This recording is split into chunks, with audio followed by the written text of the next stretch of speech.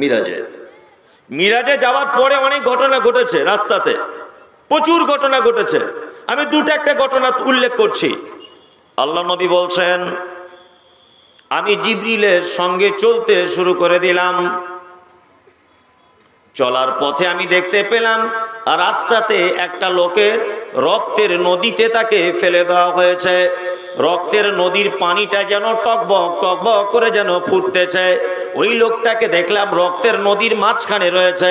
লোকটা আর সহ্য করতে না পেরে যেন রক্তের নদীর মাঝখান থেকে আস্তে আস্তে করে নদীর পাড়ে আসার যেন চেষ্টা করছে।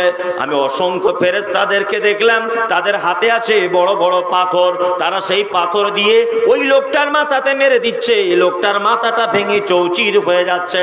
আমি জিবরিলকে বললাম, মা গাজার রাজুল, জিবরিল এই লোকটা কে বলো তো দেখি, যার মাথাটা বারবার ভেঙে চৌচির হয়ে যাচ্ছে, আবার সাথে সাথে মাথাটা ভালো হয়ে যাচ্ছে।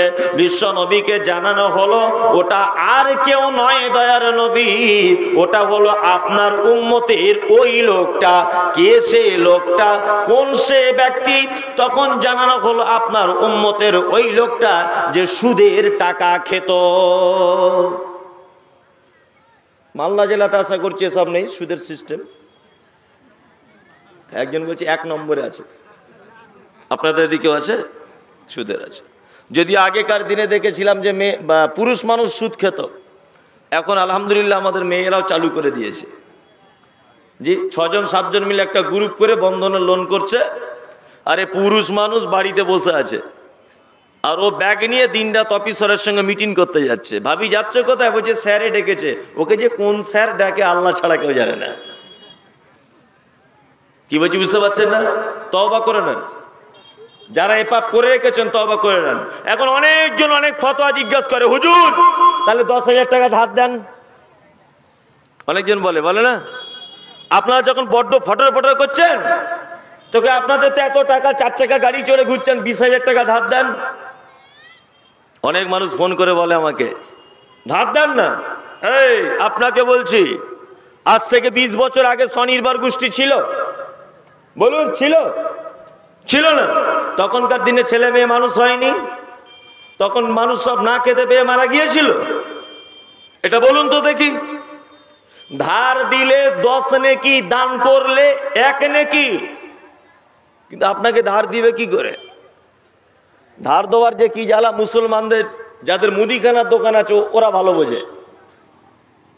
ধার দিয়েছে 1200 টাকা, 3-4 দিন চাহিছে, তা ওকে বলছে বেশি গাজার গাজার করিস না, ঠিক টাইম হলে দিব। 2-3 দিন চেয়েছে, 4 দিনের মাথাতে ওর দোকানের সামনে নগদ টাকাতে অন্য দোকান থেকে মাল কিনে ঘরে যাচ্ছে। বলছি কিনা, ঠিক কিনা বলুন? এর দোকানে ধার আছে 1200, আর নগদে অন্য দোকান থেকে মাল খেয়ে তার সামনে দিয়ে চলে যাচ্ছে। আবার কিছু লোক বলছে দিব না, তুই কি করবি কি? তাহলে ধার দিলেও বিপদ, বিপদ নয়? এই ব্যবহারের কারণে আজকে সুদের এত রমরমানি বাজার। বিশ্বনবী বলছেন, একটা সুদখোরকে দেখলাম তার মাথাটা বারবার ভেঙে দেওয়া হচ্ছে। আর একটু আগিয়ে গেলেন আল্লাহ নবী। আগিয়ে যাবার পরে তিনি দেখতে পেলেন একটা লোক দাঁড়িয়ে আছে, তার হাতের নখগুলো যেন তামা দিয়ে তৈরি করা আছে। সেই লোকটা নিজের গোস্তগুলো যেন নিজে ছাড়িয়ে ফেলছে, নিজের মুখের চামড়াটা নিজে ছাড়িয়ে ফেলছে, নিজের বুকের চামড়াটা নিজে ছাড়িয়ে ফেলছে। জিবরিল আমিনকে জিজ্ঞাসা করা হলো, ও দয়ার নবী এটা কে আপনি জানেন? বলছে না। বলছে এটা আপনার উম্মতের ওই লোকটা যে চগলখড়ি করে বেড়াতো, পরের কথা বলে বলে বেড়াতো, এর কথা ওকে গিয়ে লাগিয়ে দিত, এই বলে সংসারে অশান্তি লাগাতো, সমাজে অশান্তি লাগাতো। এই রকম ভাবে এই লোকটাকে কিয়ামত পর্যন্ত সাজা দেওয়া হবে। কিয়ামত পর্যন্ত। পরের কথা বেশি বলতে চান না, চায়ের দোকানে এখানে ওখানে বেশি ওঠা বসা করিয়েন না। জি, খুব বিপদ। যারা গীবত করে এদের জান্নাতে যাওয়া খুব বড় কঠিন, খুব কঠিন। আল্লাহ তাআলা জান্নাতের অনেক নিয়ামত ঘোষণা করেছেন, অনেক নিয়ামত করেননি? ওয়া ইনাবা ওয়া কাযবা ওয়া যাইতুনা ওয়া নাখলা ওয়া হাদাইকা ওয়া গুলবা ওয়া ফাকিহাতা ওয়া আব্বা। জান্নাতে হালান দিয়ে কেউ যদি মনে করে একটু বেদানা খাবো, এমনিতেই বেদানা চলে আসবে। চাইতে হবে না, শুধু ভাববে। কেউ চোখটা বন্ধ করে ভাববে একটু আপেল খেলে হলো না, আপেল চলে আসবে, এর নাম জান্নাত। অসংখ্য নিয়ামত জান্নাতের ভিতরে, কিন্তু আল্লাহ তাআলা বলছেন লা তাসমাউ ফিহা লাগিয়া। জান্নাতের অসংখ্য নিয়ামতের একটা নিয়ামত হচ্ছে এই, লা তাসমাউ ফিহা লাগিয়া। জান্নাতের ভিতরে কোন রকম বেফাঁস কথা, গল্প গুজব শোনা যাবে না। মানে ঘটনাটা ঠিক এরকম, জান্নাতে সবাই ঢুকে যাবে, সবাই ঢুকে যাবে। মাতাল, মদ পান করেছো, তওবা করেছো, ক্ষমা হয়ে যাবে, চলো জান্নাতে ঢুকে যাও। সুদখোর, সুদ খেয়েছো, তওবা করেছো, ক্ষমা করে দিয়েছি, যাও জান্নাতে ঢুকে যাও। ব্যভিচার করেছো, তওবা করেছো, ক্ষমা করে দিলাম, যাও তুমি চলে যাও, তুমিও ঢুকে যাবে। আল্লাহ বলছে লা তাসমাউ ফিহা লাগিয়া। জান্নাতে আজে বাজে কথাবার্তা চলবে না। তার মানে পৃথিবীতে যারা আজে বাজে কথাবার্তা বলে, এদেরকে জান্নাতের ভিতরে দিয়ে আল্লাহ জান্নাতের পরিবেশ নষ্ট করবে না। মারাত্মক বড় পাপ। তাহলে এই জাহান্নামে যাচ্ছে প্রথম নম্বর কে? কে? যারা মানুষের সামনে এবং পিছনে কি করে? গীবত, পরনিন্দা যারা করে। নাম্বার 2, আল্লাহ তাআলা বলছেন আল্লাযী জামা মালা ওয়া আদ্দাদা। যাদেরকে প্রচুর সম্পদ দেওয়া হয়েছে, সেই সম্পদ তারা ওয়া আদ্দাদা, তারা গুনে গুনে গুনে গুনে রাখে। ইয়াহসাবু আন্না মালাহু আখলাদা। আর মনে মনে মনে মনে ভাবে আমার মাল আমাকে বাঁচাবে। মাল বাঁচাতে পারে? কথা বলুন, বাঁচাতে পারে? হ্যাঁ, কখনোই বাঁচাতে পারে না। জ্যোতিবাবু বামফ্রন্টের সব থেকে বড় কমরেড ছিলেন, নাম শুনেছেন? জ্যোতিবাবু অসুস্থ হয়ে গেলেন, রাজ্যের মুখ্যমন্ত্রীর দায়িত্ব পালন করেছেন। এইরকম এক ব্যক্তিত্ব সম্পূর্ণ মানুষ অসুস্থ হয়েছিলেন। আমেরিকা থেকে মেডিকেল টিম বসানো হয়েছিল কলকাতা আলিমুদ্দিন স্ট্রিটের পাশে। মেডিকেল টিম সহ 17 জন একটা মেডিকেল টিম দীর্ঘদিন যাবৎ চিকিৎসা চালানোর পরেও বাঁচতে পেরেছে? পেরেছে? বাঁচতে পারেনি। লতা মঙ্গেশকর 32,000 সম্ভবত উনি গান গেয়েছেন, 32,000। আল্লাহু আকবার। 31 না 32টা ভাষায় তিনি গান গেয়েছেন। আল্লাহু আকবার। ভাবা যায়? কোটি কোটি কোটি কোটি টাকার মালিক বাঁচতে পেরেছে? পারেনি। নমরুদ বাঁচতে পারেনি। জি, কারণ হামান বাঁচতে পারেনি। শাহজাহান এত টাকার মালিক, নিজের স্ত্রীর মন জয় করার জন্য তাজমহল বানিয়েছিলেন, বাঁচতে পারেনি। নবাব সিরাজউদ্দৌলা বাঁচতে পারেনি। বাদশাহ আলমগীর বাঁচতে পারেনি। জাহাঙ্গীর বাঁচতে পারেনি। টিপু সুলতান বাঁচতে পারেনি। হাজী মোহাম্মদ মহসিন বাঁচতে পারেনি। পৃথিবীর কোন কমরেড, কোন নেতা কেউ বাঁচতে পারবে না। আল্লাহ তাআলা বলছেন আল্লাযী জামা মাল ওয়া আদ্দাদা। যারা মাল জমা করে করে রাখে আর মনে মনে ভাবে ইয়াহসাবু আন্না মালাহু আখলাদা, এই মালই আমাকে বাঁচাবে। পৃথিবীতে কিছু মানুষ আছে না, কিন্তু মালের পিছনে ছুটছে, আছে কি নেই? ছুটছে। দান নাই, সাদকা নাই, ওসর নাই, শুধু মালের পিছনে ঢুকছে। ওই জন্য একজন মনীষী বলেছেন যে পৃথিবীতে একজন মানুষ আছে যে পৃথিবীতে থাকবে গরিবী হালাতে, কিন্তু কিয়ামতের মাঠে তাকে হিসাব দিতে হবে আমিরের কাতারে দাঁড়িয়ে। কি বলছি বুঝতে পারছেন? কিয়ামতের মাঠে তাকে আমিরের কাতারে হিসাব দিতে হবে। আর পৃথিবীতে সে কি করবে না, গরিবের হালাতে থাকবে। কিছু চামার লোক আছে দেখবেন, শব্দটা একটু খারাপ হলো মনে হচ্ছে, চামার মানে কৃপণের কৃপণ। কৃপণ যাকে বলে আর কি, অনেক টাকার মালিক, জীবনে দেখবেন ভালো লুঙ্গি কিনে পড়ে না, ভালো পাঞ্জাবি পরে না, ভালো দামি কাপড় পরে না, ভালো খাওয়া দাওয়া করে না, ভাঙা সাইকেলে ঘোরে, অথচ 100 বিঘা জমির মালিক। এরকম কিছু কৃপণ লোক নাই? হ্যাঁ, বাজার করতে গিয়ে শুধু কানা বেগুন খুঁজবে, জীবনে ভালো বেগুন চেনে না। মাছ কিনতে গেলে পুঁটি মাছ কেনে, জীবনে ইলিশ মাছ খুঁজে পায় না। ও টাকা আছে কিন্তু খেতে পাবে না। ও না দুনিয়াতেও টাকা থাকার পরে সুখ করতে পারলো, আর আখেরাতে ওকে তো ধনীদের লাইনে দাঁড়িয়ে হিসাব দিতে হবে। হবে কি হবে না? ও তো ধনী, তাহলে দুনিয়াতেও শান্তি পেল না, আখেরাতেও কি পাবে না। ইয়াহসাবু আন্না মালাহু আখলাদা। যারা মনে মনে ভাবে আমার মাল আমাকে বাঁচাবে। আল্লাহ তাআলা বলছেন কাল্লা, কখনোই নয়, লায়ুম বাজান্না ফিল হুতামা, অচিরেই তাকে আমি হুতামা নামক জাহান্নামে নিক্ষেপ করব। তাহলে হুতামা নামক জাহান্নামে যাবে কজন? দুইজন। এক, যারা মানুষের সামনে এবং পিছনে যারা গীবত করে। দুই, যারা মাল জমা করে করে রাখে, যারা মাল জমা করে করে রাখে। আল্লাহ সুবহানাহু ওয়া তাআলা বলছেন এদের জন্য হুতামা। এই জাহান্নামটা কেমন? আল্লাহ তাআলা বলছেন ওমা আদরাকা মাল হুতামা নারুল্লাহিল মুকাদা। আপনি কি জানেন হুতামা কি? নারুল্লাহিল মুকাদা, আল্লাহর প্রজ্বলিত একটা আগুন। আল্লাতী তাত্তালিউ আলাল আফইদা, এই আগুনের এত তেজ যে মানুষের অন্তঃকরণ পর্যন্ত পুড়ে যাবে। ইন্না আলাইহিম মুসাদা, তাদেরকে ঢেকে দেওয়া হবে। ফি আমাদিম মুমাদ্দাদা, তারপরে কি করা হবে না, তারপরে তাদেরকে জাহান্নামের খুঁটিতে ধরে বেঁধে দেওয়া হবে। এটা জাহান্নামের কথা বললাম। একভাবে যদি জাহান্নামের কথা বলি তাহলে মানুষ ঘাবড়ে যাবে যে জান্নাতে তাহলে আর কেউ মনে হয় ঢুকবে না।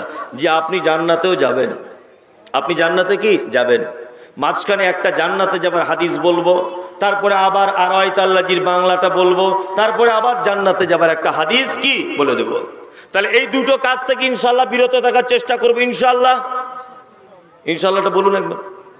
ইনশাল্লাহ জান্নাতে যেতে চান তাই তো? 5টা কাজ করুন। কটা কাজ? 5টা। একটা ছেলে আল্লাহ নবীর কাছে এসেছেন, উস্কো খুস্কো মাথায় চুল, দেখতে খুব একটা ভালো না, পরনে ভালো জামা কাপড় নেই। এসে আল্লাহ নবীকে বলছেন, আল্লাহ নবী আমি জান্নাতে যাব, এরকম কিছু আমল আপনি আমাকে বলে দেন। বিশ্ব নবী প্রথমেই বললেন তা'বুদুল্লাহ, তুমি আল্লাহর গোলামি করবো সর্বক্ষেত্রে। কার গোলামি? কার? আল্লাহর। ইবাদত সর্বক্ষেত্রে কার করতে হবে? আল্লাহর করতে হবে। আল্লাহ ছাড়া আর কারোর ইবাদত করা কি যাবে না। কারো ইবাদত করা যাবে না, কার উপাসনা করা যাবে না। এই ইবাদত কাকে বলে?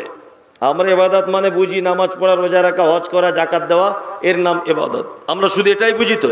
জি, আর কিছু বুঝি না। আচ্ছা বলুন তো, 1 গ্লাস পানি পান করতে গেলে কটা সুন্নত লাগে? 6টি। 6টি সুন্নত লাগে। 1, আপনাকে বসে পান করতে হবে। 2, বিসমিল্লাহ বলে পান করতে হবে। 3 নিঃশ্বাসে পান করতে হবে। 4 দেখে পান করতে হবে, ডান হাতে পান করতে হবে।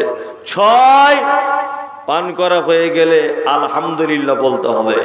আপনি যদি এই 6টা সুন্নত মেনে যদি 1 গ্লাস পানি যদি পান করতে পারেন, ইনশাআল্লাহ ওই পানি পান করাটা আপনার ইবাদতে কি হবে?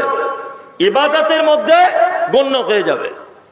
আল্লাহ নবী সাল্লাল্লাহু আলাইহি ওয়াসাল্লাম বলছেন এক কথাতে, তুমি তোমার জীবনের সমস্ত কাজ আল্লাহ এবং তার নবীর পদ্ধতিতে করো, অর্থাৎ গোলামি করো এই 2 জনার। ওয়ালা তুশরিক বিহি শাইয়া, বিশ্ব নবী বলছেন তুমি যদি জান্নাতে যদি যেতে চাও কখনোই শিরিক করতে যেও না। শিরিক মানে খুব সহজ বাংলা বুঝে যান, আল্লাহর যে ক্ষমতা আছে এই ক্ষমতা পৃথিবীর আর অন্য কারো আছে এটা মনে করা কি শিরিক। আল্লাহর যে ক্ষমতা আছে এই ক্ষমতা পৃথিবীর অন্য কারো আছে এটা মনে করা কি শিরক। শিরক শিরক। সোশ্যাল মিডিয়াতে আমাকে নিয়ে কি তোলপাড় হচ্ছে দেখেছেন আপনারা? দেখছেন তো? দেখছেন। শুধু প্রাণে মেরে দেওয়ার হুমকি চলছে এখন। মোবাইলটা খুলে দেখুন, শুধু মমতাজুল ইসলাম আর মমতাজুল ইসলাম। কেউ বলছে কাফন বেঁধে আসতে হবে, কেউ বলছে কোন রাস্তা দিয়ে যাবে হুজুর বলো, গুলি করে দেবো। আর কেউ কেউ ফোন করে একবার আমার মায়ের কাছে যাচ্ছে, একবার আমার বোনের কাছে যাচ্ছে। কারণ আমি এখন হুজুরদের মুখোশ খুলে দিয়েছি, বুঝতে পারছেন? সোশ্যাল মিডিয়াতে আপনারা দেখতে পাচ্ছেন হুজুরদের ব্যবসায় ঘাটতি পড়েছে, এই কারণে এখন আমার পিছনে এত ষড়যন্ত্র চলছে। আমি কয়েকটি কথাতে মাঝখানে বিতর্কিত হয়ে গেছি, কয়েকটি কথাতে। আর এইগুলো কারা করছে আপনারা জানেন তো? কারা সোশ্যাল মিডিয়াতে কারা এগুলো করছে দেখেছেন? জি, হুজুরেরা, পীরেরা করছে। শিরক। কিসের হুজুর, কিসের পীর সাহেব? আল্লাহর নবী সাল্লাল্লাহু আলাইহি ওয়াসাল্লাম নিজের পরিবারকে ঠেকাতে পারবেন না, কিয়ামতের মাঠে ঠেকাতে পারবেন? পারবেন? আচ্ছা, দরুদ শরীফ কাদের মুখস্থ আছে? হাত তুলুন তো একবার। আল্লাহুম্মা সাল্লি আলা, তুলুন। একটা মজার জিনিস শোনায়, দেখুন। দরুদের বাংলাটা জানেন? জানেন না। আল্লাহুম্মা সাল্লি আলা মুহাম্মদ, আল্লাহ তুমি শান্তি বর্ষণ করো মুহাম্মদ সাল্লাল্লাহু আলাইহি ওয়াসাল্লামের উপর, ওয়া আলা আলি মুহাম্মদ, এবং শান্তি বর্ষণ করো তার পরিবারের উপর। কামা সাল্লাইতা আলা ইব্রাহিম, যেমন তুমি ইব্রাহিম আলাইহিস সালামের উপরে শান্তি বর্ষণ করেছিলে। ওয়া আলা আলি ইব্রাহিম, এবং ইব্রাহিমের বংশ এবং তার পরিবারের উপরে তুমি শান্তি বর্ষণ করেছিলে। এই পর্যন্ত থাক। তাহলে দরুদের বাংলা কি হলো? আল্লাহুম্মা সাল্লি আলা মুহাম্মদ, আল্লাহ তুমি শান্তি বর্ষণ করো মুহাম্মাদের জন্য, মুহাম্মাদের উপরে। তাহলে আমরা নবীর জন্য দোয়া করছি না তার কাছে দোয়া চাইছি? কোনটা? দোয়া করছি। ও আলা আলি মুহাম্মদ, এবং আল্লাহ তুমি মুহাম্মাদের পরিবারের উপরে শান্তি বর্ষণ করো। তাহলে আমরা তার পরিবারের উপরে দোয়া চাইছি না তার পরিবারের জন্য দোয়া করছি? কোনটা? দোয়া করছি। আচ্ছা বলুন, এই দরুদ আমার বাপের লেখা না মুহাম্মদ সাল্লাল্লাহু আলাইহি ওয়াসাল্লাম শিখিয়ে দিয়েছেন? মুহাম্মদ সাল্লাল্লাহু আলাইহি ওয়াসাল্লাম শিখিয়ে দিয়েছেন। তাহলে মুহাম্মদ সাল্লাল্লাহু আলাইহি ওয়াসাল্লামের যদি এত পাওয়ার থাকতো, মুহাম্মদ সাল্লাল্লাহু আলাইহি ওয়াসাল্লাম নবী হয়ে ওনার যদি এত ক্ষমতা থাকতো, তা কখনো এই কথা বলতেন যে আমার পরিবারের জন্য তোমরা একটু দোয়া করো? তার মানে বুঝে নিতে হবে উনি নবী হিসেবে তার পরিবারকেও বাঁচাবে, এই পাওয়ার ওনার নেই। এবার একটা কথা আপনাকে বোঝাই। আল্লাহ নবী সাল্লাল্লাহু আলাইহি ওয়াসাল্লামের চাচা, নাম তার আবু তালিব, নাম শুনেছেন? আবু তালিব তার নাম। যুক্তিসঙ্গত কথা, এগুলো বোঝার চেষ্টা করুন। আবু তালিব আল্লাহ নবী সাল্লাল্লাহু আলাইহি ওয়াসাল্লামের জীবনে বিরুদ্ধাচরণ করেছে, পৃথিবীর ইতিহাসে আপনার জানা আছে? নেই। বরং বেঈমান মুশরিকেরা যখন আল্লাহ নবীকে মারতে এসেছে, এরা চিরের মতো দাঁড়িয়ে গিয়ে বলেছে, এই ভাতিজাকে মারবে মানে? ওর আব্বা নেই, ও দেখাশোনার সব দায়িত্ব আমার। চাম্প তুলে দেবো বলে দিলাম। মুহাম্মাদের ব্যাপারে কেউ কোনো কথা বললে ইচ্ছা হলে নবী বলে মানো, না ইচ্ছা হলে নবী বলে মানবে না, তবে ওকে মারতে পারবে না। মুহাম্মদ সাল্লাল্লাহু আলাইহি ওয়াসাল্লামকে জীবনে কোনোদিন তিনি আঘাত করেননি, জীবনে কোনোদিন বিরুদ্ধাচরণ করেননি। চাচা মারা যাচ্ছেন, আল্লাহ নবী সাল্লাল্লাহু আলাইহি ওয়াসাল্লাম চাচার মাথার কাছে গিয়ে বলছে, চাচা একবার শুধু কলেমাটা বলো, কিয়ামতের মাঠে তোমার হয়ে আল্লাহর দরবারে কিছু বলতে পারবো। আবু জেহেল, আবু লাহাব, উতবা, সাইবা একদল এসে বলছে, কি ব্যাপার আবু তালিব, মরণের সময় তো তোমার ভাতিজার কলেমা তুমি বিশ্বাস করতে চাইছো? কথোপকথন চলছে। এক সময় আল্লাহ মালাকুল মউতকে বলছে, নবীর চাচার টাইম শেষ। চাচা মারা গেলেন, কলেমা পড়তে পারলেন না। আল্লাহ নবী সাল্লাল্লাহু আলাইহি ওয়াসাল্লাম নিজের জবানে কথা বলছেন। কি বলছেন? যে আমার চাচাকে কিয়ামতের মাঠে জাহান্নামের সবথেকে হালকা একটা আযাব দেওয়া হবে। কি আযাব? হালকা আযাব দেওয়া হবে এইটা, যে আমার চাচার পায়ে দুটি লোহার জুতো গরম করে পরিয়ে দেওয়া হবে। অত্র হাদিস থেকে বোঝা যায় নবী মুহাম্মদ সাল্লাল্লাহু আলাইহি ওয়াসাল্লাম নিজের পরিবার, নিজের চাচাকে পর্যন্ত কিয়ামতের মাঠে সহযোগিতা করতে পারবে না। পারবে? নবী যদি আপন চাচাকে সহযোগিতা করতে না পারে, এ হুজুর ফতোয়া দেয় কি করে যে আমাদের ধরে থাকলে তোমরা জান্নাত চলে যাবে? হুজুর কোথা থেকে এটা পেল? এই হুজুর কোথা থেকে এটা পেল? আমি দুই চারটে জিনিসে বিতর্কিত হয়ে গেলাম, ফাঁকে বার হওয়া আজকে মুশকিল হয়ে গেল। শুনুন হুজুর, আপনারা মারামারিতে বিশ্বাসী, আপনারা খুনে বিশ্বাসী, আপনারা গালাগালিতে বিশ্বাসী করেন, আর আমরা গালাগালিতে বিশ্বাস করি না, মারামারিকে বিশ্বাস করি না, আমরা ডিভাইডেডকে বিশ্বাস করি না। আমরা বিশ্বাস করি বিশ্বনবী মুহাম্মদ সাল্লাল্লাহু আলাইহি ওয়াসাল্লামের দীর্ঘ 23 বছরের নবুয়তি জীবন আর আল্লাহর প্রদত্ত কিতাব আল কোরআন, এই দুটো জিনিস ছাড়া আমরা কোনো কিছুর উপরে বিশ্বাস কি রাখি না। নবী নিজের পরিবারকে বাঁচাতে পারবেন না কিয়ামতের মাঠে, আর হুজুর বলছে আমি গোটা সমাজকে বাঁচিয়ে দেবো। এটা হয় কি করে? এটা হয় কি করে? আজকে আপনারা জানেন যে ফুরফুরা শরীফের হুজুরেরা, তারা আজকে আমার পিছনে মারাত্মকভাবে লেগেছে। শুধু মোবাইলে বক্তব্য ছাড়ছে আর বলছে, কোথায় আছিস বল, কাফনের কাপড় পরিয়ে তোকে ঘরে ঢোকাবো। আমাদের বিরুদ্ধে কথা, আমি 2-3টে বিরুদ্ধে কথা বলেছি, বিরুদ্ধে নয়, ওনাদেরই হুজুরদের লেখা বই থেকে বলেছি। আমি মমতাজুল ইসলাম সোশ্যাল মিডিয়াতে বলছি, আপনাদেরকেও বলছি, এই যদি এটা প্রমাণ করতে না পারি জীবনে কোনোদিন আর মালদা জেলাতে ঢুকবো না। ওনাদেরই লেখা বই। ওনাদের মধ্যে কোনো একজন হুজুর বক্তব্য রাখছিলেন, রাখতে রাখতে বলছেন যে আল্লাহ নবী সাল্লাল্লাহু আলাইহি ওয়াসাল্লাম আবু বকর, ওমর, উসমান, আলী এই 4 জনকে সাথে নিয়ে আল্লাহ নবী সাল্লাল্লাহু আলাইহি ওয়াসাল্লাম উনি এসেছিলেন কোথায় না ফুরফুরা শরীফে। আমি এই কথাটাকে বলেছি যে কখনোই হতে পারে না, এটা একদম বানাওয়াটি কথা। নবী সাল্লাল্লাহু আলাইহি ওয়াসাল্লাম পৃথিবীতে নেই, তিনি আবার ফুরফুরাতে আসবেন কেমন করে? এইটা আমি বলেছিলাম। এই নিয়ে মারাত্মক তর্ক বিতর্ক, মারাত্মক। এই দেখুন, আপনাকে একটা বই দেখাচ্ছি, বইটা ভালো করে দেখে নেন, সমস্ত তথ্য প্রমাণ সহকারে দেখাচ্ছি। সোশ্যাল মিডিয়াতে যে সমস্ত ভাইরা আমাকে নিয়ে কটূক্তি করছেন, গালাগালি দিচ্ছেন, আপনাদের কাছে বিনীত অনুরোধ, আপনারা আপনাদের লেখা হুজুরদের বই পড়ুন, আপনার ঈমান চাঙ্গা হয়ে যাবে। এই বইটার নাম বলে দিচ্ছি, ভালো করে শুনে নেন। বইটার নাম হচ্ছে বাগমারির ফকিরের ধোঁকা ভঞ্জন। কি নাম? বাগমারি ফকিরের ধোঁকা ভঞ্জন। বইটা লিখেছে কে? লেখকের নাম বলছি, একটা একটা করে বসুন, আমাকে শেষ পর্যন্ত থাকতে দেন, আর আপনি শেষ পর্যন্ত থাকুন, অনেক মজার কথা আপনাকে বলছি। বাগমারি ফকিরের ধোঁকা ভঞ্জন। লেখক কে? না, লেখকের নামটা সোশ্যাল মিডিয়া যারা আছেন আপনারা ভালো করে শুনুন। বঙ্গের আউলিয়া কুল শ্রেষ্ঠ শাইখুল মিল্লাতে আদ্দিন ইমামুল হুদা হাদিসে জামান সুপ্রসিদ্ধ পীর শাহ সুফি জনাব আলহাজ হজরত মাওলানা মোহাম্মদ আবু বক্কর সিদ্দিক রহমতুল্লাহ আলাই কর্তৃক অনুমোদিত, জেলা উত্তর 24 পরগনা, বসিরহাট, মাওলানা বাগ নিবাসী খ্যাতনামা পীর, মুহাদ্দিস, মুফাসসির, মুবাল্লিগ, মুবাসসির, ফকিহ আলহাজ হজরত মাওলানা মোহাম্মদ রুহুল আমিন কর্তৃক এই পুত্র পীরজাদা মোহাম্মদ শরফুল আমিন। এতগুলো শুধু লেখকের নাম। কি বলছি বুঝতে পারছেন তো? এতগুলো শুধু লেখকের নাম। জি, এই বইটা ছাপা হয়েছে বসিরহাট উত্তর 24 পরগনা মাওলানা বাগ থেকে। এই প্রেসের নাম হচ্ছে নবনূর প্রেস। এটা বলে দিলাম। কি প্রেস? নবনূর। ওই বই আপনি খুলুন, ওই বইয়ের 13 নম্বর পৃষ্ঠারে আল্লামা রুহুল আমিন উনি নিজে বলছেন, আবু বকর সিদ্দিক রহমতুল্লাহ আলাই ওনারা নিজে বলছেন, 13 নম্বর পৃষ্ঠারে শেষ লাইনে লেখা আছে, যে ব্যক্তি হযরত মুহাম্মদ সাল্লাল্লাহু আলাইহি ওয়াসাল্লামকে হাজির নাজির জানে সে ব্যক্তি মরদুদ ও উম্মত হইতে খারিজ হইবে।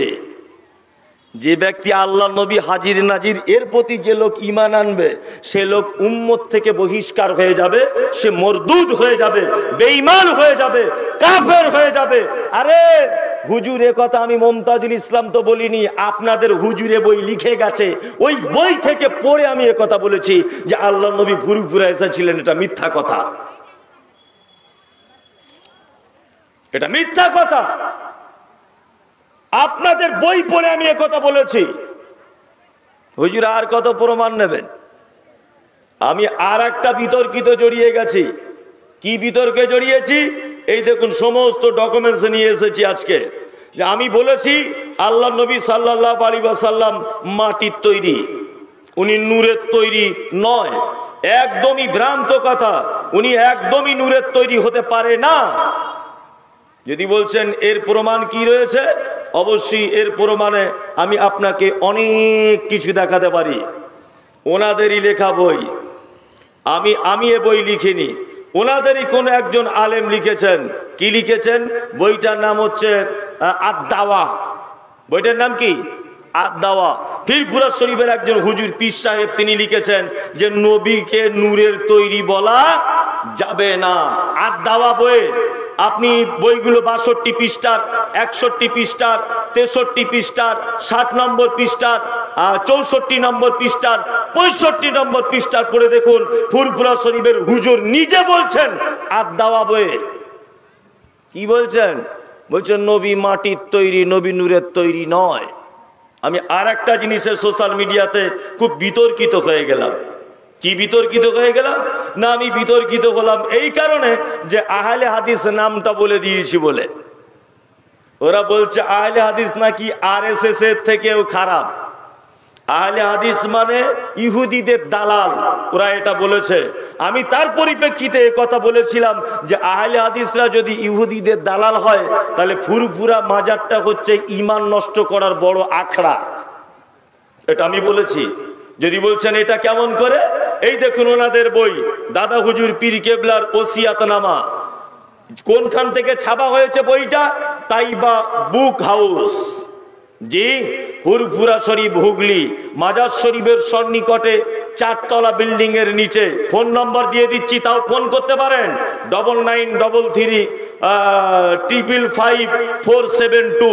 এই বইয়ে দাদা হুজুর ওসিয়াতনামাতে 15 নম্বর পৃষ্ঠারে উনি একটা আহলে হাদিস সম্পর্কে কথা বলেছেন। 13 নম্বর ওসিয়াত, 13 নম্বর ওসিয়াতনামায় তিনি বলছেন, নবী সাহেবের জামানা হইতে আজ পর্যন্ত সকলেই আহলে হাদিস ওয়াল কোরআন হইতেছে। যে আহলে হাদিস ওয়াল কোরআন হইবে তাহার আমল 4-এর কোন এক মযহাবের সহিত মিলিবে। বলছে কেউ যদি সঠিক হাদিস কোরআন যদি মেলে চলে, 4 মযহাবের কোন একটা মযহাবের সঙ্গে সে যুক্ত, তার নামে বদনাম করা কি যাবে না, তার নামে উল্টো পাল্টা করা কি যাবে না। তো হুজুর নিজে মানা করে যাচ্ছেন, বড় হুজুর, আর বর্তমান ভণ্ড হুজুরেরা বলছে আহলে হাদিস মানে আরএসএস এর দালাল। আমি এই কথা বলেছি বলে আজকে খুব জ্বালা ধরে গেছে। আপনাদের লেখা বইগুলো পড়ুন, আমার কাছে সমস্ত বইয়ের ডকুমেন্টস নিয়ে তবে আপনাদের কাছে এসেছি আজকে। এমনি আমি মমতাজুল ইসলাম আসেনি, আপনাদেরকে এমনি বলতে আসেনি, অনেক ডকুমেন্টস রয়েছে। ওনাদের বইয়ের ভিতরে পাওয়া যাচ্ছে নবী হাজির নাজির নয়। আপনি কি করে কথা বলছেন? শিরক। কোন মানুষ যদি বলে পৃথিবীতে আবার আল্লাহ নবী সাল্লাল্লাহু আলাইহি ওয়াসাল্লাম আসবেন, তাহলে তার ঈমান খাতরা হয়ে যাবে, তিনি আসতে পারবেন না। একজন নবী পৃথিবীতে আসবেন, তিনি হচ্ছেন কে? ঈসা কে আলাইহিস সালাম। এবার আপনাকে একটা যুক্তিসঙ্গত কথা বলি। আল্লাহ নবী সাল্লাল্লাহু আলাইহি ওয়াসাল্লামের একটা জামাই ছিল, তার নাম কি? হযরতে উসমান। আল্লাহ নবী সাল্লাল্লাহু আলাইহি ওয়াসাল্লামের একটা শ্বশুর ছিল, তার নাম কি? হযরতে ওমর। আল্লাহ নবী সাল্লাল্লাহু আলাইহি ওয়াসাল্লাম পৃথিবী থেকে চলে গেলেন, হযরত ওমরকে নামাজরত অবস্থাতে পিছন দিক দিয়ে তলোয়ার দিয়ে মারা হয়েছিল, জানেন? হযরত উসমানকে মারা হলো, নিজের হাসান হোসেন দুটো নাতিকে মারা হলো, জি, মুহাম্মদ সাল্লাল্লাহু আলাইহি ওয়াসাল্লামের অনেক সাহাবীকে চূড়াগুপ্তা ভাবে মারা হলো। মুহাম্মদ সাল্লাল্লাহু আলাইহি ওয়াসাল্লাম কই একবারও স্বপ্নের মাধ্যমে এসে বলতে পারলেন না, আবু বকর তুমি আমার শ্বশুর, তুমি নামাজ পড়তে যেও না, তোমাকে পিছন দিক দিয়ে মেরে দেওয়া হবে, উসমান তোমাকে মেরে দেওয়া হবে, হাসান হোসেন তোমাকে মেরে দেওয়া হবে? আল্লাহ নবী সাল্লাল্লাহু আলাইহি ওয়াসাল্লাম একবারও বলতে পারলেন না।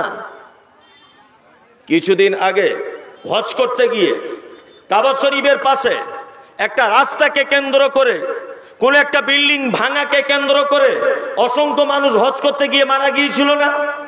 দেখেছেন আপনারা? আজ থেকে 5-7-10 বছর আগে মারা গিয়েছিল অসংখ্য মানুষ।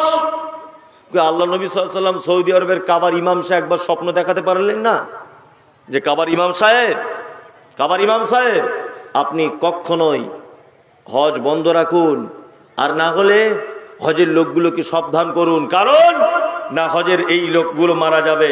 আচ্ছা বলুন তো, আল্লাহ নবী সাল্লাল্লাহু আলাইহি ওয়াসাল্লাম এটা স্বপ্নের মাধ্যমেও কি করতে পারতেন না? করতে পারতেন।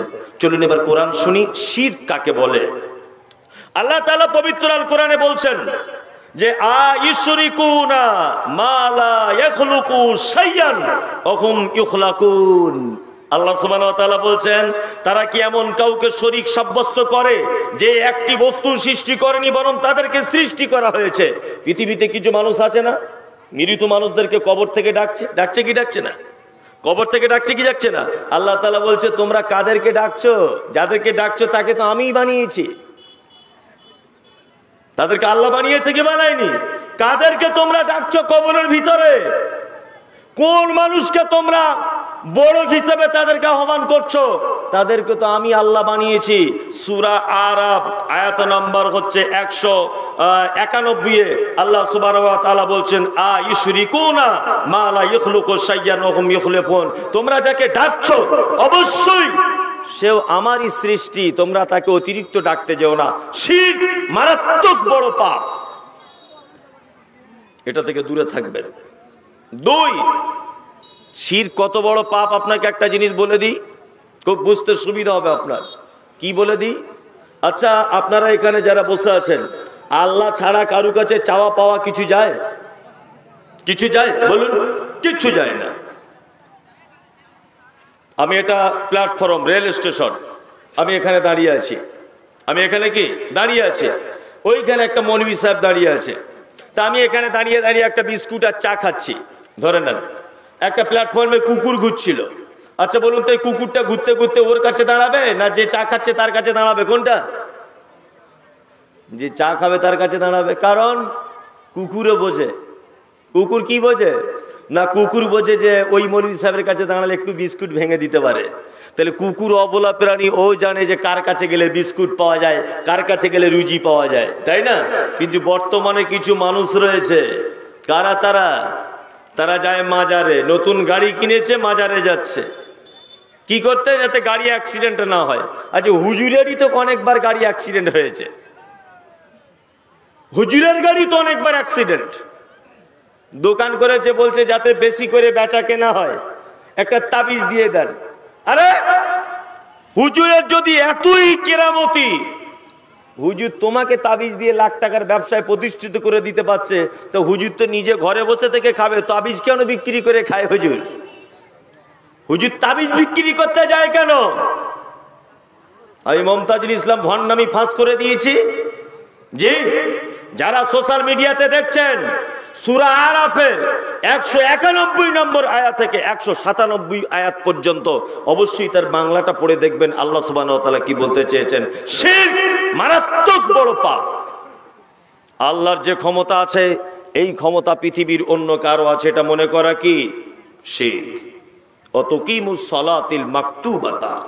আল্লাহ নবী সাল্লাল্লাহু আলাইহি ওয়াসাল্লাম ওই ছেলেটাকে বলছেন, এই তুমি জান্নাতে যেতে চাইছো? জান্নাতে যদি যেতে চাও 5 ওয়াক্ত সালাত আদায় করো। ইনশাআল্লাহ আমরা সবাই করি নাকি? 5 ওয়াক্ত নামাজ পড়িতে সবাই ইনশাআল্লাহ? ইনশাআল্লাহ, ইনশাআল্লাহ। যারা 5 ওয়াক্ত সালাত আদায় করেন আলহামদুলিল্লাহ, যারা করেন না এদের জন্য জাহান্নাম। একটা লোক যদি নামাজ না পড়া অবস্থায় মারা যায়, থাকার জায়গা হবে জাহান্নাম। কোরআন একথা বলছে, মা সালাকাকুম ফি সাকার ক্বালু লাম নাকু মিনাল মুসাল্লিন, ক্বালু লাম নাকু মিনাল মুসাল্লিন। কিয়ামতের মাঠে একজন জাহান্নামী আর একজন জান্নাতীকে ডেকে বলবে, ভাই রে, তুই কেন জাহান্নামে, আমি কেন জান্নাতে? তখন ওই জাহান্নামী বলবে, ক্বালু লাম নাকু মিনাল মুসাল্লিন, আমি জাহান্নামে এই কারণে এসেছি ভাই, আমি শুধু নামাজ পড়ি না। অনেক মানুষ আছে না, বলছে নামাজ না পড়তে পারে হুজুর আমার ঈমান চাঙ্গা আছে। অনেকজন এই কথা বলছে কি বলছে না? আরে মৌলভী সাহেব, নামাজ না পড়তে পারি, আমার ঈমানের কোনো অসুবিধা নাই, এ কথা বলছে কি বলছে না? তোমার ঈমানের অসুবিধা নাই নয়, তোমার ঈমান নাই, তা অসুবিধা থাকবে কি করে? হ্যাঁ, তোমার তো ঈমানই নাই, তোমার আবার সুবিধা অসুবিধার আবার কি আছে? এ কথা আমি অনেক জায়গায় বলি। একদিন মাদ্রাসায়, আমার মাদ্রাসায় বসে আছি, তা একটা ছাত্রীর বাপ এসেছে, এসে বলছে আমাকে, হুজুর আমি একটা পাপ কাজ থেকে সারা জীবন বেঁচে আছি, আপনারা যতই বড় বক্তা হন আর যাই হন, এই পাপ থেকে আপনারা বাঁচতে পারবেন না। আমি বললাম কি ভাই? বলছে আমি জীবনে কোনো মেয়ে ছেলের মুখ দেখিনি। আমি বললাম তাহলে আলহামদুলিল্লাহ। না ভাই, আমি বাসে ট্রেনে ঘুরি, আমি অনেক মেয়েটে দেখি, চোখে পড়ে দেখি না, দেখি। তো ও তখন বলছে নিজ জীবনে আমি কোনো মেয়ের মুখ দেখিনি। আমি তখন মনে মনে ভাবছি, আল্লাহ, এ তো মানুষ না, এ তো ফেরেশতা। তাহলে হ্যাঁ, এ তো ফেরেশতা হবে নিশ্চয়, মানুষ হতে পারে না। লোকটা অজুখানাতে মাদ্রাসাতে অজু করতে বসেছে, চশমাটা খুলেছে, তা দেখছি লোকটা অন্ধ। তাই বললাম, ভাই তোমার তো মেয়ে ছেলে দেখার মেশিনই নাই, তো দেখবে কি করে? তোমার তো মেশিন খারাপ। আমার মতো মেশিন যদি তোমায় থাকতো তবেই তো তুমি দেখতে পেতে। জি, তোমার তো মেশিন নাই, তো ওর ঈমান খারাপ হবে কি করে? নামাজ পড়ে না বলে তো ঈমানই নাই, তবে খারাপ হবার গল্প কি করে? জি, ও তো ঈমানই নাই। মারাত্মক বড় একটা ইবাদত, তার নাম কি? সালাত। আল্লাহ নবী সাল্লাল্লাহু আলাইহি ওয়াসাল্লাম ছেলেটাকে বলছে, তুমি 5 ওয়াক্ত সালাত আদায় করবে, অততে যাকাতিল মাফরুজাতা, আর জাকাত দিয়ে দিবে। তোমার যদি বছরে জাকাতের হিসাবে যদি তুমি চলে আসো, আমরা মুসলিম সমাজ জাকাত দিই, যত লোক জাকাত দিই তার থেকে বেশি মানুষ নিজের জাকাত নিজে খাই। 50 লাখ টাকার মালিক রমজান মাসে জাকাত দেয়, কি করে না 100টা শাড়ি কিনে আনে, 100টা লুঙ্গি কিনে আনে। কে তোমার শাড়ি লুঙ্গি কিনতে বলেছে? এই জাকাত কি তোমার টাকা নাকি তা তুমি লুঙ্গি কিনতে গেলে? জাকাত আপনার টাকা যে আপনি শাড়ি কিনতে গেলেন? সবাই যদি তাকে গরিব মানুষকে লুঙ্গি আর শাড়ি আর ব্লাউজ দেয়, তো ঈদের দিনে ওর মাংসকে কিনতে টাকা দিবে? ওর মাংস কিনতে টাকা কে দিবে? ওর সিমাই কিনতে টাকা কে দিবে? হ্যাঁ, ওর বাড়িতে আত্মীয় স্বজন আসবে, রুটি পাকাবে, আটা কেনার টাকা কে দিবে? জাকাতের টাকা নিয়ে খুব ফুটুর ফুটুর করছে না, 20টা শাড়ি কিনে এনে বিলি করছেন। একদম নয়, টাকা হয়েছে জাকাতের টাকা দিয়ে দেন। ও টাকা নিয়ে যা পারবে ও করবে নিজের ইচ্ছাতে, ওর টাকাতে আপনি হাত লাগাবেন কেন? যে রমজান মাস এসেছে বলছে খুব জাকাত দেয়, সব মাদ্রাসা থেকে আসছে। কোন মাদ্রাসা? শুক্রাবাদী 20 টাকা লেখো, মালতীপুর 50 টাকা লেখো, জালালপুর মাদ্রাসা 100 টাকা লেখো, অমুক মাদ্রাসা 200 টাকা লেখো। জাকাত হয়েছে টোটালে 1.5 লাখ টাকা। 20টা মাদ্রাসায় 50 টাকা করে দিয়ে জাকাত আদায় হয়ে গেল। 8 টাকা ও আর ওর বউ ওর ছেলে মেয়ে সবাই মিলে ভাগ করে খায়। এই তো আমাদের চরিত্র। আজকে মুসলিম সমাজের এত অবনতি কেন জানেন? তার অনেক কারণ আছে। আপনাদের গ্রামে কোনো ভিখারি আছে? কথা বলুন, একজন হাত তুলে বলুন। একজন আছে? কেউ আছে ভিখারি যে ভিক্ষা করে? আছে? আছে। এই ভিক্ষা বন্ধ হয় না কেন? ওই যে লোকটা ভিক্ষা করে সমীক্ষা করে দেখবেন ও মরণ পর্যন্ত ভিক্ষা করবে, মরণ পর্যন্ত। এই গ্রামে 500 লোকের বসবাস। এই 500 লোক মিলিয়ে ওই লোকটার সংসারটা চালিয়ে দেওয়া যায় না? যায় কি যায় না? যাদেরকে আল্লাহ জাকাত দিয়েছে, কেন বছরের শেষে রমজান মাসে ওকে একটা রিক্সা কিনে দেওয়া যায় না? আর 5000 টাকা দিয়ে 2টো মনোহারি থালা বাসন কিনে দেওয়া যায় না? তুমি ব্যবসা করো, আগামী বছর থেকে আর ভিক্ষা করবে না। এই সিস্টেম করা যায় কি যায় না? যায়। কিন্তু আমাদের এসব কিছু করি না। ভিক্ষা করতে আসছে, 2 টাকা দিয়ে দিলাম, মিটে গেল।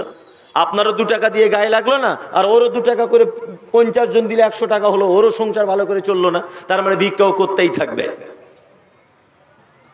ভিক্ষাও করতেই থাকবে। আপনার গ্রামে যে 2টো ভিখারি আছে, এই 2টো ভিখারির দায়িত্ব যদি আপনারা গোটা গ্রামের মানুষ যদি নেন, প্রত্যেক গ্রামের মানুষ যদি নিজেদের গ্রামের ভিখারিগুলোর দায়িত্ব নেয়, তাহলে আর ভিক্ষুক থাকবে না, কমবে না, বাড়বে? কোনটা? একটাও থাকবে না। ওকে আল্লাহ টাকা দিয়েছে, লুঙ্গি কিনে এনে রমজান মাসে বিলি করছে। কি একেবারে দানির বেটা, একদম নয়। অতাহুজ্জাল বাইত, আল্লাহ নবী সাল্লাল্লাহু আলাইহি ওয়াসাল্লাম তিনি বলছেন, কাবা থেকে ফেরত আসার মতো টাকা যদি তোমার কাছে থাকে, অবশ্যই তুমি একবার হজ করে এসো। এখন তো আবার হজ করা নয়, এখন হজ করা নয়, এখন সব মানুষ হয়েছে সেলফি হাজি।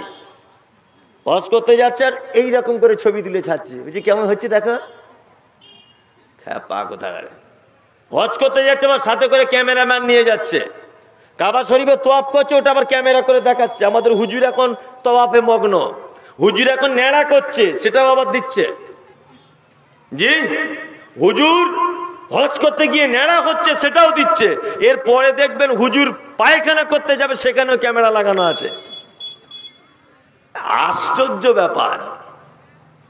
আপনি জানেন না যে দান করার কারণেই অনেক মানুষ জাহান্নামে যাবে? দান করার কারণে অনেক মানুষ জাহান্নামে যাবে, শুধু দান করার কারণে জাহান্নামে যাবে।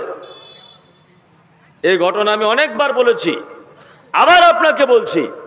প্রথম যখন লকডাউন শুরু হয়, প্রথম যখন লকডাউন যখন শুরু হয়, তখন আমি শিয়ালদা প্ল্যাটফর্মের একদিন গেলাম কোন রাত্রিতে কোন একটা কাজের জন্য। খুব মন দিয়ে কথাটা শুনুন। তা একটা অসুস্থ মানুষ ছিল হসপিটালে, তার সঙ্গে দেখা করতে গেলাম। তা শিয়ালদা প্ল্যাটফর্মে ঘুরছি, আমার 4 চাকা গাড়িটা এক সাইডে রেখে, আমি, আমার স্ত্রী আছে। আমি রুগীটা দেখার সময় যখন ফিরছি, তখন দেখছি একটা যুবক ছেলে আর একটা যুবতী মেয়ে, দুজনা দেখি ঘুরছে। দুজনের হাতে 2টো করে 4টে ব্যাগ রয়েছে। আমি আস্তে আস্তে করে ছেলেটার কাছে গেলাম, গিয়ে বললাম, ভাই বাড়ি কোথায়? বলছে কলকাতা চিড়িয়া মোড়ে, দমদম। তাই বললাম কি ব্যাপারে এত রাতে ব্যাগ নিয়ে কি দিচ্ছেন লোকগুলোকে? তখন বলছে হুজুর আপনাকে তো চিনি না জানি না, তারপরেও বলছি লকডাউন হওয়ার কারণে শিয়ালদা প্ল্যাটফর্মে ট্রেন সব বন্ধ, যাত্রীদের যাতায়াত বন্ধ, দোকানপাট সব বন্ধ। এই পাগলগুলো এরা এখানে সব পড়ে আছে না খাওয়া অবস্থাতে। ওই জন্য আমি আর আমার স্ত্রী দুজন অফিস থেকে বাড়িতে এসে বিরিয়ানি তৈরি করে বা সাদা ভাত রান্না করে সব পাগলগুলোকে এক প্লেট করে খাবার দিই আর এক বোতল করে পানি দিই। আমি বললাম ভাই আপনার এই কাজকে আমি স্যালুট জানাই, আমি কি একটা ফটো করে আমি কি সোশ্যাল মিডিয়াতে আপনার জন্য কিছু বলতে পারি? আমাকে তখন ছেলেটা বলছে মৌলভী সাহেব আমি জাতিতে খ্রিস্টান, তবে শুনুন সোশ্যাল মিডিয়াতে আসার জন্য আমি এই কথা বলছি না। এই কাজ আমি ঈশ্বরকে খুশি করার জন্য করছি, পৃথিবীর কোনো মানুষকে জানাবার জন্য এই কাজ আমি করছি না। খ্রিস্টান জানে কোনো কিছু করতে গেলে গোপনে করতে হয়, আর মুসলমান তুমি লকডাউনে দুটো কাউকে চাল দিয়েছ, সেইটা ক্যামেরা করে আবার ফেসবুকে ছেড়ে দিচ্ছ। আমাদের গ্রামে আব্দুর রহমানের খাওয়া হচ্ছিল না, 2 কেজি চাল দিয়েছি আবার ক্যামেরা করে ছেড়ে দিয়েছি। কেন? আপনি যে ভাইয়ের ছবি ক্যামেরাতে ছাড়লেন ওই ভাইয়ের মেয়ে জামাই থাকতে পারে কি পারে না? তার আত্মীয় স্বজন থাকতে পারে কি পারে না? হ্যাঁ, তার আত্মীয় স্বজন তার মেয়ে যখন শ্বশুর বাড়িতে দেখবে আজকে আমার আব্বা বড় অসহায়, এই জন্য আমার আব্বা 2 কেজি চাল পেয়েছে, আমার আব্বাকে সোশ্যাল মিডিয়াতে ছেড়ে দেওয়া হলো। শ্বশুর বাড়ি তার জায়ের কাছে, তার ননদের কাছে, তার শাশুড়ির কাছে অপমান হবে কি হবে না? হবে, যে তুই একটা ভিখারির মেয়ে। কেন এগুলো? হজ করুন, দান করুন, আপনার দানের মধ্যে যেন রিয়া যেন চলে না আসে, লোক দেখানো যেন না আসে। আল্লাহ আমাকে আপনাকে সকলকেই এই আমলগুলো সঠিকভাবে করার তৌফিক দান করুক, বলুন আমিন। আমিন। এইবারে আবার বলছি জাহান্নাম চলে যাচ্ছে 2-4 জন লোক। কারা তারা? এর ভিতরে অনেক মানুষ আমরা জড়িয়ে। কে কে আছি আপনাকে বলছি শুনুন। আল্লাহ তাআলা বলছেন বিসমিল্লাহির রহমানির রহিম আরাআইতাল্লাযী ইউকাযযিবু বিদ্দীন। আচ্ছা কিয়ামতের দিন একদিন হবেই হবে, এটা আপনাদের বিশ্বাস আছে? আছে? হবে। আল্লাহ তাআলা বলছেন আরাআইতাল্লাযী ইউকাযযিবু বিদ্দীন, কখনোই ওরা কিয়ামতের দিবসকে বিশ্বাস করে না। আপনি কি দেখেছেন? আল্লাহ নবীকে বলছেন আপনি কি দেখেছেন তাদেরকে যারা কিয়ামতের দিবসকে বিশ্বাস করে না? কারা তারা? হাযালিকাল্লাযী ইয়াদউল ইয়াতীম, যারা এতিমদেরকে গলা ধাক্কা দিয়ে বার করে দেয়। আল্লাহু আকবার। এতিম কাকে বলে? এতিম যার আব্বা মারা গেছে এখনো বালেগ হয়নি ছেলে মেয়ে, ও হচ্ছে এতিম। যার মা মারা গেছে ও এতিম নয়, ও এতিম নয়। আল্লাহ তাআলা এখানে কি বলছেন? ওর ঈমান নেই কিয়ামতের প্রতি। কে সে? যে এতিমকে গলা ধাক্কা দিয়ে বাড়ি থেকে বার করে দেয়। এখানে একটা মজার কথা আপনাকে বলে রাখছি, আপনি খুব ধৈর্য এবং মনোযোগ সহকারে শুনুন। আচ্ছা বলুন তো এখানে আল্লাহ এই আয়াতে এতিমের পক্ষে না বিপক্ষে? কোনটা? আল্লাহ এতিমের পক্ষে, যে ওদের সঙ্গে অসৎ ব্যবহার করিও না। এবার আপনাদেরকে একটা কথা জিজ্ঞেস করছি, খুব মন দিয়ে উত্তরটা দেবেন। যারা জমি জায়গার ব্যাপারে একটু বোঝেন বা মুহুরি টাইপের একটু বোঝেন, আপনারা এরকম কেউ আছেন যে আমি একটু জমি জায়গার ব্যাপারে বুঝি? মুহুরি হতে হবে না, এমনি একটু বোঝেন কেউ আছেন এখানে? একজন, আলহামদুলিল্লাহ, হাত নামান। আমি কিচ্ছু জিজ্ঞেস করব না, আমি একটা কথা শুধু আপনাকে জিজ্ঞেস করব। কথাটা কি? আচ্ছা আমি মমতাজুল ইসলাম, আমার আব্বা বেঁচে আছে, আমার একটা ছেলে আছে, আমার ছেলে আর আমার বাপ বেঁচে আছে। আপনারা দুজন উত্তরটা দেবেন। আমার বাপ আর আমার ছেলে বেঁচে আছে, আমি মাঝখান থেকে মারা গেলাম। আচ্ছা বলুন তো আমার বাপের সম্পত্তি আমার বেটা পাবে কি পাবে না? আপনি তার মানে বুঝতে পারেননি। পাবে? পাবে না। ইয়েস, পাবে না।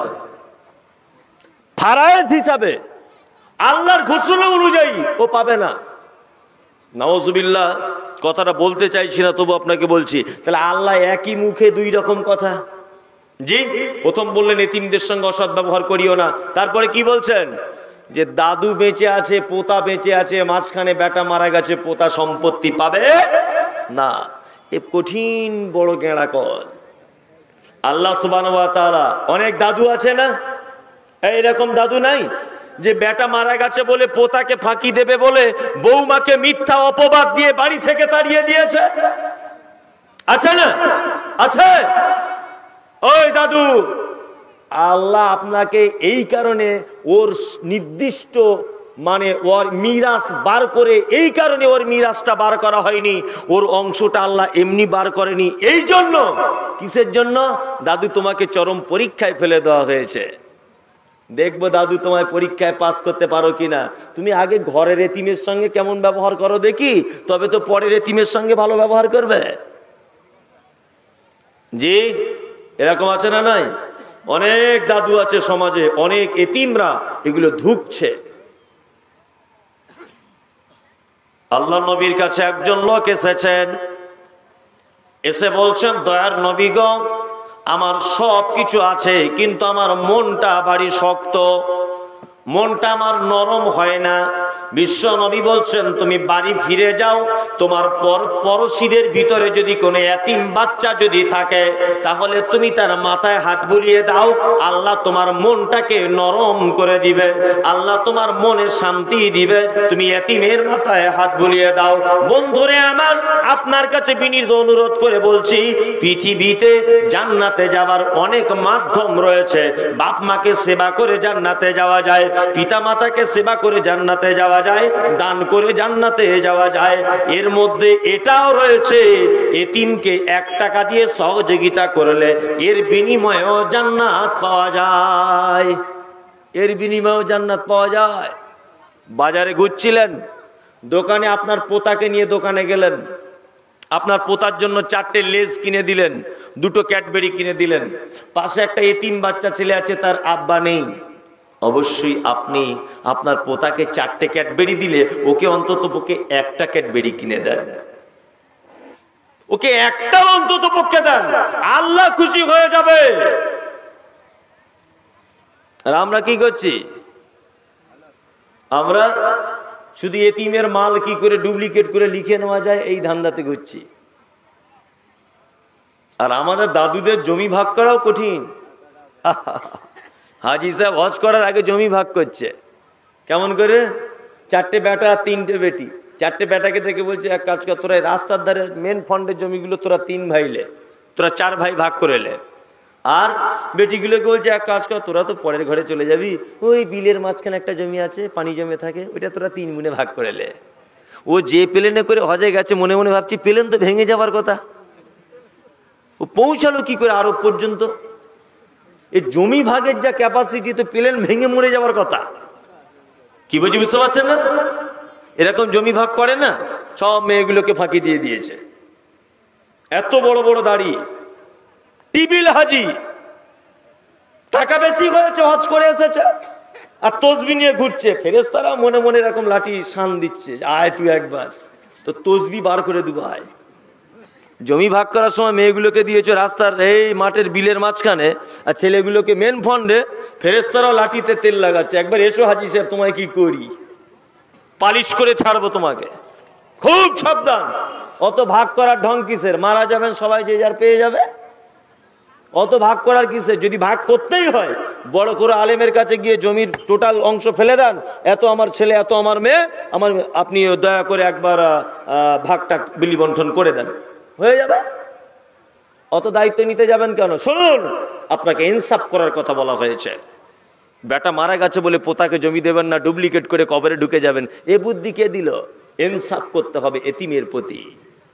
অবশ্যই এতিমকে যদি আপনি 1 টাকা দিয়ে যদি সহযোগিতা করেন, বিনিময় কি? জান্নাত, বিনিময় জান্নাত।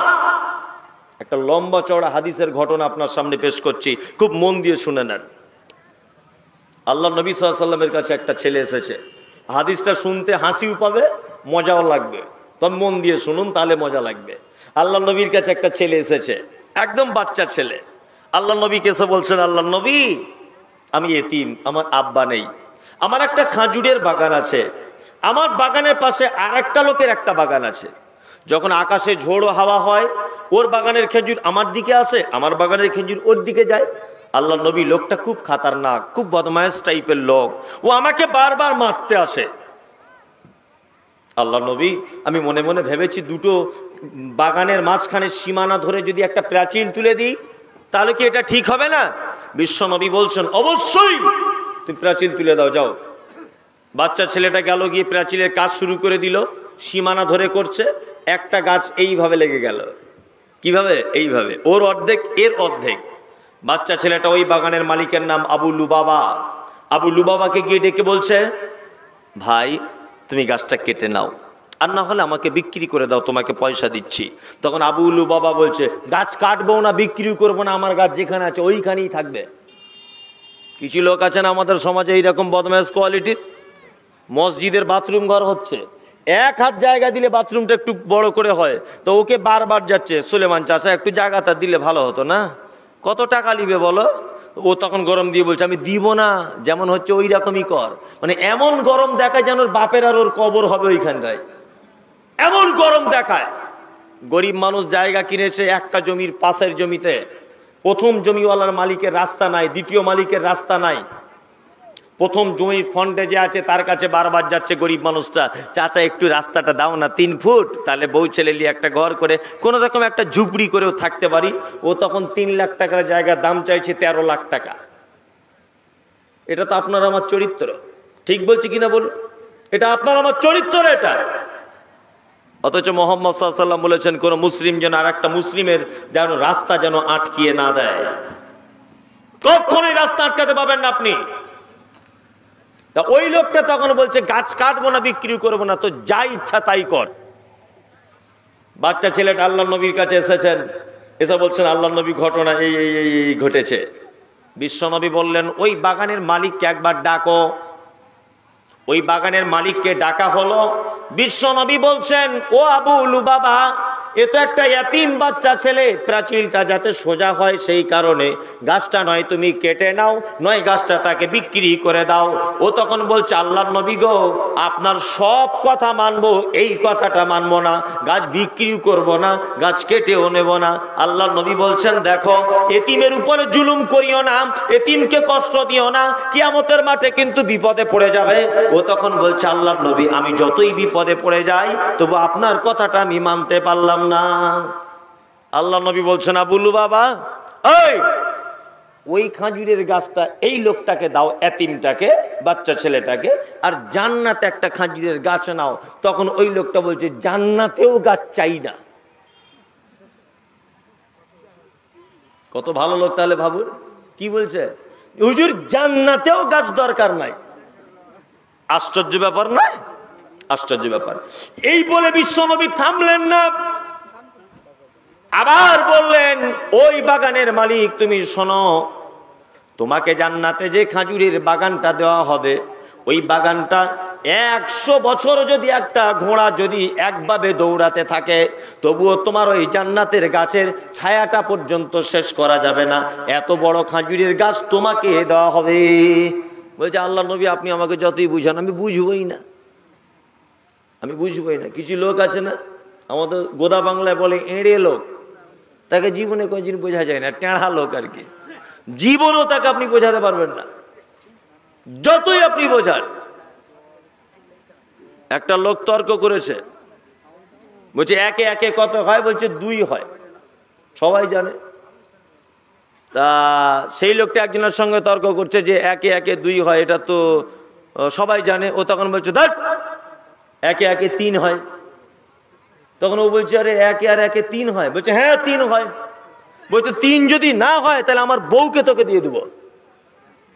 ও বলছে, এখন ও ঘরে এসে বলছে, কই গো খাদিজার মা, তর্ক করেছে এক জায়গাতে একে একে 3 হয়, এখন তোমাকে দিয়ে দেবার কথা আমি তো বলে দিয়েছি ওকে, তা ও যদি আমায় বুঝিয়ে দিতে পারে যে একে একে 2 হয়, তাহলে তোমাকে ওকে আমায় দিয়ে দিতে হবে। তখন ওর স্ত্রী খুব কেঁদে কেঁদে বলছে, কি সর্বনাশ জাহান্নামী লোক তুমি, আমাকে নিয়ে তর্ক করলে, তাহলে আমাকে আজকে থেকে তোমার কাছে থাকা যাবে না, ওর কাছেই যেতে হবে। তখন ওই লোকটা বলছে, ওরে আমি বুঝবো তবেই তো তোকে দিব, আমি তো বুঝবই না, আমি তো বুঝবই না, যতই আমাকে বুঝাক, যতই বুঝাক আমি বুঝবই না। কি বলছে বুঝতে পারছেন না?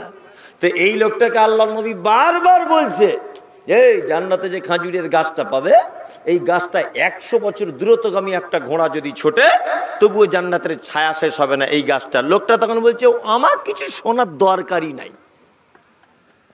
ওই মজলিসে বসেছিলেন একজন বিখ্যাত সাহাবী আল্লাহর নবীর, নাম হলো তার আবু দাহাদা। আবু দাহাদা একদম লাফিয়ে উঠলেন, আল্লাহ নবীকে বলছেন, আল্লাহ নবী, এতিমকে যদি ওই গাছটা দান করা হয় জান্নাতে এত বড় গাছ পাওয়া যাবে, এত বড় জান্নাত পাওয়া যাবে। আপনি কি শুধু ওই বাগানের মালিকের জন্য বললেন না পৃথিবীর প্রতিটা মানুষের জন্য বললেন? বিশ্বনবী বলছেন, আমি মুহাম্মদ সাল্লাল্লাহু আলাইহি ওয়াসাল্লাম পৃথিবীর সমস্ত মানুষের জন্য বলে গেলাম, এতিমকে যদি কেউ সহযোগিতা করে অবশ্যই তার জন্য জান্নাত একটা খাজুর গাছের জামিনদার আমি মুহাম্মদ সাল্লাল্লাহু আলাইহি ওয়াসাল্লাম নিয়ে নিলাম। আবু দাহাদা বলছেন, আল্লাহ নবী, আমার একটা বড় খাজুরের গাছ আছে, বাগান আছে। আবু দাহাদা মজলিস থেকে চলে গেলেন। ওই বাগানের মালিক যে ওই যে একটা গাছ নিয়ে ঝামেলা করছে তার কাছে গিয়ে বলছে, ওই বাগানের মালিক শোনো, আমার একটা বড় বাগান আছে, ভিতরে মনে হয় 600-700 খেজুরের গাছ, তার ভিতরে আছে আমার বিল্ডিং বালাখানা সবকিছু, তার ভিতরে আছে পানির কূপ, তোমাকে সবটা দিয়ে দেবো আমি, এই খেজুর গাছটা তুমি আমাকে দাও। তখন বলছে, তুমি আমাকে ইয়ার কি করছো? হ্যাঁ, আজে বাজে ইয়ার কি করছে না করছে। কিপটে মানুষ আছে না, দেখবেন এরকম মানুষ আছে কি না? জি, কিপটে মানুষ আছে খুব। একটা লোকের 4টে সোনার কয়েন হারিয়ে গেছে। কি বলছি মন দিয়ে শুনবেন, কটা কয়েন? 4টা সোনার কয়েন রাস্তাতে পড়ে গেছে। লোকটা ছিল খুব বখিল লোক, মানে এত চামার যে মুখে বলা যায় না। এখন 4টে সোনার কয়েন হারিয়ে গেছে। এখন ওই লোকের একটা বন্ধু ছিল, খুব অন্তরের বন্ধু। এই বন্ধুর মেয়েটা এখন রাস্তা দিয়ে হেঁটে হেঁটে প্রাইভেট পড়তে যাচ্ছিল। প্রাইভেট পড়তে গিয়ে এখন ওই 4টে সোনার কয়েন ও পেয়েছে। এখন এরা দুই বন্ধু গল্প করেছে। ও কৃপণ লোকটার তো মন খুব খারাপ যে 4টে সোনার কয়েন হারিয়ে গেছে, ওর বন্ধুর সঙ্গে গল্প করেছে। তা এই